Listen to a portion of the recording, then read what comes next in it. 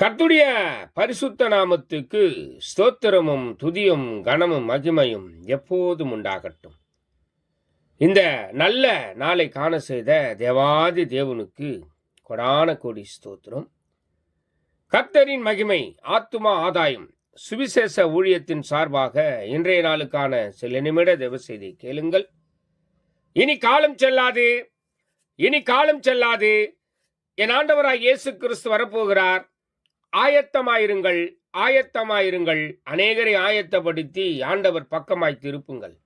பக்கத்துணையாய், பக்கபலனாய், பக்குவமாய் உங்க பக்கத்திலேயே இருந்து எல்லா நன்மையான காரியங்களை செய்து முடிப்பார். விசேஷமாக லூக்கா 2 அதிகாரம் 14 சொல்லுகிறது, உன்னதத்தில் இருக்கிற தேவனுக்கு மகிமையும் பூமியிலே சமாதானமும் மனுஷர் மேல் பிரியமும் உண்டாவதாக என்று சொல்லி தேவனை துதித்தார்கள் என்று சொல்லி எழுதியிருக்கிறது. எனக்கு அருமையான தேவ ஜனமே, இயேசு கிறிஸ்துவின் பிறப்பை குறித்து தேவ தூதர்கள் சொல்லும் பொழுது மனிதர்கள் சந்தோஷப்பட்டு தேவனை துதித்தார்கள்.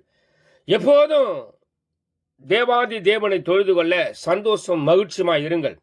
கர்த்தராகிய இயேசு கிறிஸ்துவின் உள்ளத்திலே பிறந்து எப்போதும் உங்களோடு வாசம் பண்ணுகிறாரே, கிருபை எப்போதும் உங்களை சூழ்ந்து கொள்ளும்.